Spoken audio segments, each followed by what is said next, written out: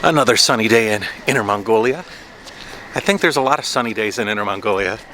I think the oddity would be the cloudy day in Inner Mongolia. We're going to lunch with some local representatives of the city's government, and we're going to grab some lunch. Hello. How's it going, Pam? Pretty good. How are you? What are you doing after the orgy? You like that? And what's the name for this traditional Like a tent? hut? Hut? So this like inside interior design is like this. Jing says this place looks sort of like the interior of those, I don't want to say teepee. Let me check that. In America, we have Native Americans that were the first in America. And basically the story is a guy goes to the doctor and he says, "Doctor, I have a problem. One day, I feel like a wigwam. Another day, I feel like a teepee. Wigwam, teepee, wigwam, teepee. What's wrong with me?" And the doctor says, "I know exactly what's wrong with you. You're too tense." Sorry, it's funny. So it's called Mongolian yurt. Y-U-R-T. This design, like the inside interior design, is like when you're in the grassland, a traditional yard, like this rooftop. You see all this hanging, all those arrows, arches. It's like design, even though it's a building, but it's designed like this yard. So they are the tribe called Tuer Hute in Mandarin, but I think English, how to pronounce that? Turgut. So they migrated from the Russian, the river, from the Russian border in 1698. 1698. Coming to Inner Mongolia and settled here. You remember yesterday the woman, the female boss of the restaurant, she is a descendant of this tribe. Oh, wow. Okay. So this is sort of like a small museum dedicated, AKA a place to eat.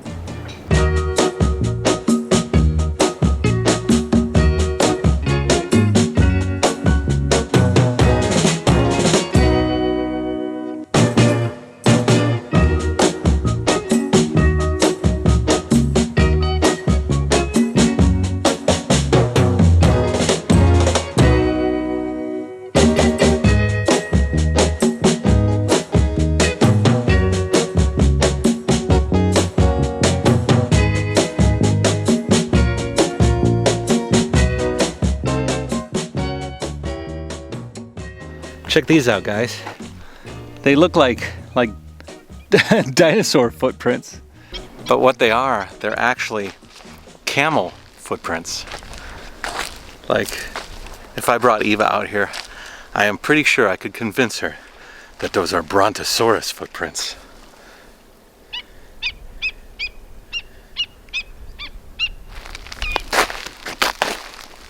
This is a diamond in the rough, guys. China sometimes surprises me with these types of things. I mean, this is obviously a beautiful scenic spot here. And they've built around it to such an extent that the infrastructure here is gorgeous. The roads are immaculate. They're beautiful. And they're not undulating at all, which is crazy. They're really, really good quality roads. And on the other side, there's like an Airbnb with a bunch of really cool little townhouses all surrounding this lake in the middle of nowhere. Now, I don't know if you guys realize this, but we are in a very small town. We drove 8 hours to get here from Basin, which was like the big city, and that wasn't even like a super huge place. And then we drove 45 minutes from town all the way to get to here. Huge parking lots, beautiful slabs of concrete, beautiful wooden decking, and then this road that looks like it almost encircles at least a third of the lake. Really nice toilets. You know, you can judge a society by the quality of their toilets, I heard. But this is a very, very alien landscape. As a matter of fact, look at these trees. Technically, I don't think these classify as trees. Or do they? They're so small. They're just off the ground. And they are dry. This area must have been underwater at some time. And I think the water level has probably dropped down. But what wild little plants.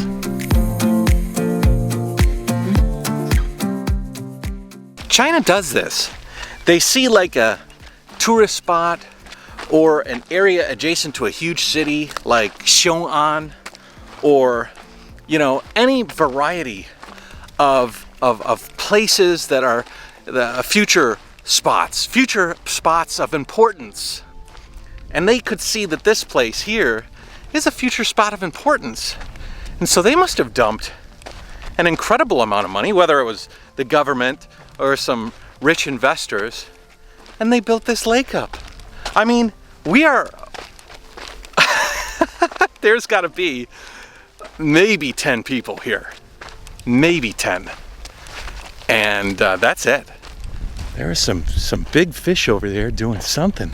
I mean, like large fish with a big old dorsal fin. The water's just a little windy, so I can't quite see into the water. Look at them. You can see their dorsal fins. Wow. What is that? What is that thing? Gosh, I wish I could get closer. Oh, that's a fin. Did you see the fin? That's one right there. What are those things? It's a good thing it's windy right now, because there are a lot of little flying bugs around here of every variety. If you go in the shade over here in the pier, I mean, it's like a huge upswelling, a cloud of little gnatty flies. I don't think they're bitey. They just be annoying, I guess. But I wonder what those fish are. I flew the drone over, but it's so bright I can't see the screen of the camera, so of the phone, so I can't see what I'm shooting at. I might have actually caught some of these fish from above, but yeah, they're right outside of here.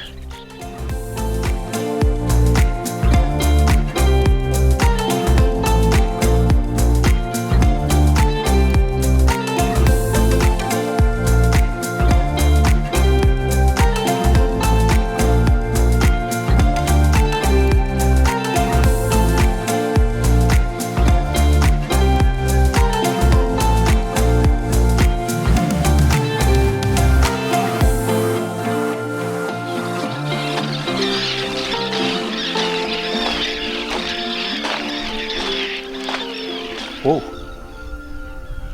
Look at this. Look at my feet.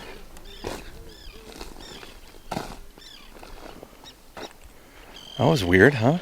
Here's a fish. So here's a carcass of a fish. I'm guessing this is one of the fish that I was seeing the tails and the fins from. Just kind of dried up. Circle of life. Live and die. Pretty amazing. Yeah, today is sort of a relaxed day. They had us out here. They're filming videos with Jing Jing, and we had an interesting lunch, and now we have an interesting visit to this place. But I like this. This is fun. I wish I knew a little bit more about this place. Our guide didn't give me too much of the lowdown. That's pretty wild.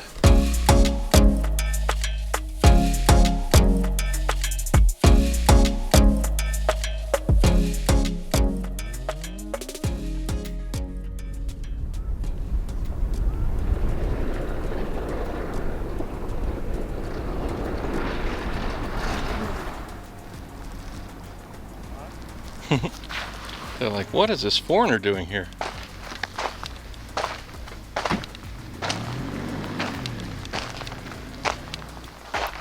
Yeah. 这个地方真漂亮啊！啊，真漂亮！哎呀，真漂亮！你看中文说的挺好，一点点，一点点，挺好了这。对对对。嗯，你们是在这搞什么？再见，再见。I was a little bit wondering what they wanted, but they came out, stopped their car on the side of the road, came on down. I was slightly on guard, ready to say, I'm shooting a video with my. I'm thinking maybe we're Maybe we're like too close to the water or something. Maybe there's some wildlife people. Nah, they just wanted to take some pictures. Find out why this big tall Laowai with a goofy hat is walking on down the shoreline here in the middle of nowhere.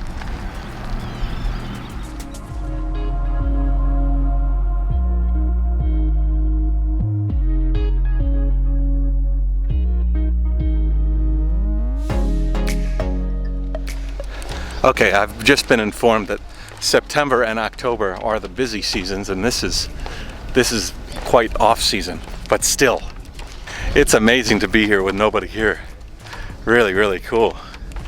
I gotta imagine that September, October, I wonder how many people end up coming here. I want to show you guys something, show you the bugs. Now, no bugs out here want to stay in the sun. They want to stay in the shade. So if you come, I wonder if you guys could actually see this. I'm gonna try to show you what this looks like. We'll see if you can hear it.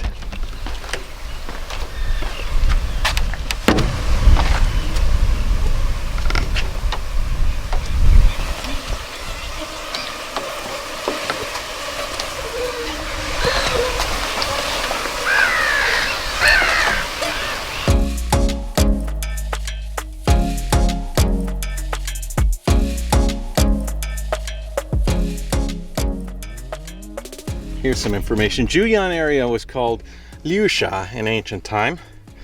It was said during the waning days of the West Zhou dynasty, Laotze quit his job, left Kaohsiung, now Xi'an, for Hangguan,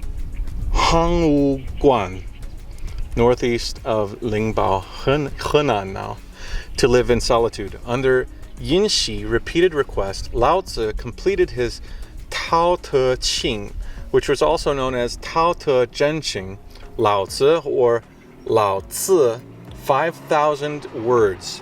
In order to encourage Yinxi, Laotze gave his book to him. Laotze, riding his green bull, traveled to the west and became a god in Liusha area. We recorded it because Laotze's story of becoming a god in Juyan made Juyan special. That's pretty cool. So Juyan does have some significance. It's still empty as heck. I feel like I'm in Disneyland, like after hours. A natural Disneyland. I like that they have the English there so that you can understand the area. Pretty cool.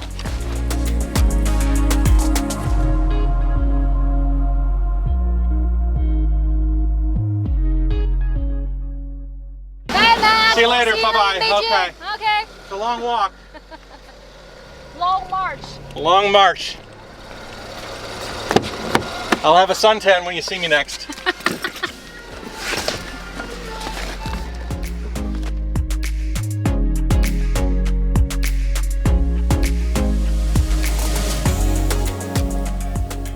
Okay, this place right now we're at is like sort of the watchtower. This place is in charge of watching the lake for wildlife, for maybe poachers, I don't know. Here's some of the interesting birds that take refuge on the lake. There's all sorts. We saw a bunch of these just now, but yeah, they've got an interesting camera system. What is this, Jing Jing? Where are we? Where are we? Where are we? This is the office building for all the team managing The wildlife refuge. Yeah. So that's where. Well, it's, you know what? Like they live in a building that is in the middle of nowhere. Yeah. Like, and they have all these screens monitoring each corner of this wetland. Wow. That's pretty wild. 所以如果一个新的鸟到了，你知道。你先看到。好。 Wow. 3号。 Oh, and you can move it. Yeah, of course, I guess. Makes sense. Oh, what's that? It's a zoomed in. This place never ceasing to amaze me. I thought this was like some out of the way lake that was like, you know, just. I'm like, wow, this place has good infrastructure, and freaking cameras everywhere. Did you do any nasty stuff where you're hanging around the lake? I enjoyed it. I did something wild there. All filmed, all captured. Yeah. You didn't get away with it. Is that a bird? That looks like a cat. It's a bird. Oh, Dad took a shit. Wow. Whoa! Holy moly!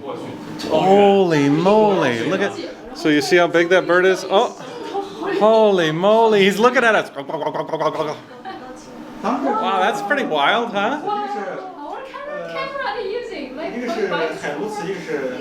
You could sit here all day and just like play games, picking birds out. yeah. He must be hot.